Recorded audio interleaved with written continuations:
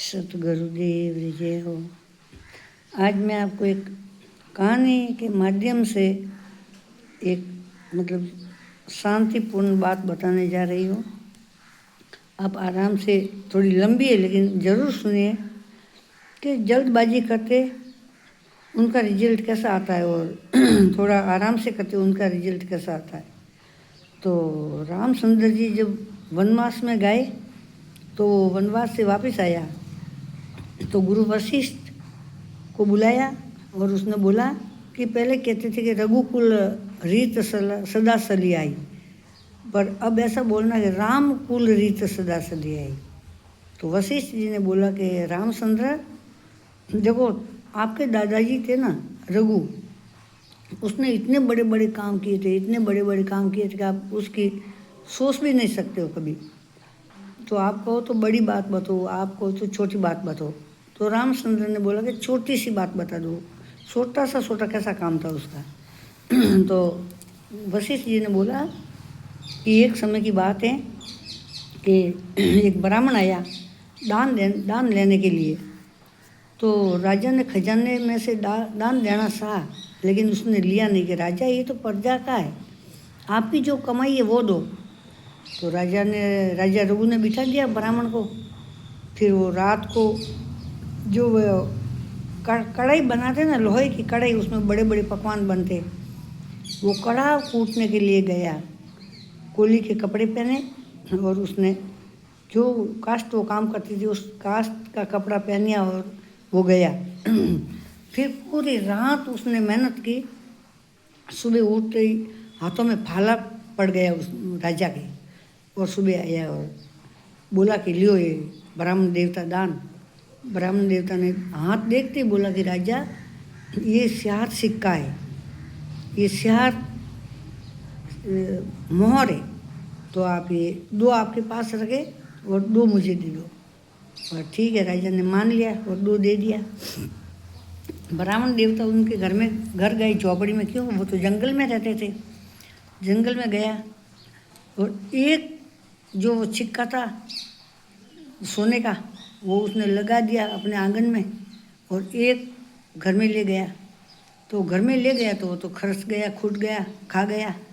फिर वो आंगन में था, वो उग गया, पेड़ बन गया, उनके ऊपर सोने की मोहर डबिया आने लगी। एक दिन राजा वो जा रहा था तो उसने देखा भाई ये तो सोने की मोहर है, उनके डबियों में सोने की मोहर लगी है, फल नहीं लगी, फल की जगह मोहर लगी है। तो राजा ने कहा कि ब्राह्मण देवता ये पेड़ तो हमारे वहाँ अच्छे लगते।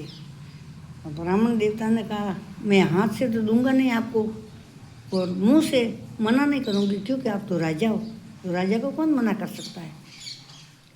फिर उसने बोला, ब्राह्मण देवता ने बोला आप जल्दबाजी मत करो, जो ये है वो फल तो सब जनता खाएगी, पब्लिक खाएगी, लेकिन जो इसके मूल में है वो आपका जन्म में, आपके जीते जी आपको देखने को बहुत अच्छा रिजल्ट मिलेगा। राजा ने ऐसा ध्यान दिया नहीं और पेड़ को खुदवा दिया। तो पहले हम फेरे बोलते, 10 फीट को फेरे बोलते।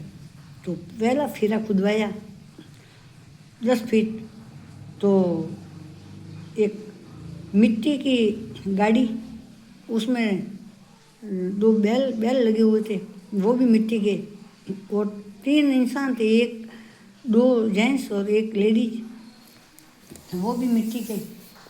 तो उसने डाल दिया बाहर के, कोई होगा खिलौना बच्चों का। फिर 20 फीट और खुदवाए तो उसमें से एक चांदी की गाड़ी निकल गई और वो तरीका। और 40 फीट खुदवाई, नहीं 30 फीट खुदवाया तो एक चांदी की सोने की निकली और वो तरीका। 2 बैल है, 1 औरत है, 2 भाई है। राजा चक्कर में पड़ गया कि इतने गहरे कहाँ से आई है।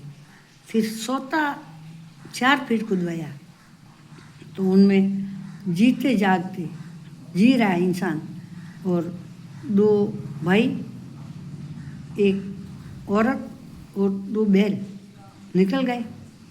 और जैसे हवा लगी तो हवा लगती वो तो मर गए। बाहर की हवा। जब बोला उसने ब्राह्मण देवता ने कि राजा आपने गलती की है, राजा अगर आप ये नहीं करते ना, नहीं खुदवाते ना, तो रामचंद्र का अवतार आपके घर में ही होता, अभी होता, लेकिन आपकी चौथी पीढ़ी में ये विष्णु का अवतार होगा। तो ये बड़े वाला तो राम है, छोटे वाला लक्ष्मण है और ये सीता है, ये तीनों ही आपके घर में आ गए। लेकिन अभी आता, आपने जल्दबाजी नहीं की होती ना, तो अभी आता, आपके जन्म में ही आता, आपके मतलब आपकी पीढ़ी में। अभी बाद में आए, अब तो 4 फीड़ा खुदवा दिए, 40 फीट तो बाद में आएंगे, लेकिन नहीं जल्दबाजी नहीं की होती ना, तो आप खुद देखते आंखों से।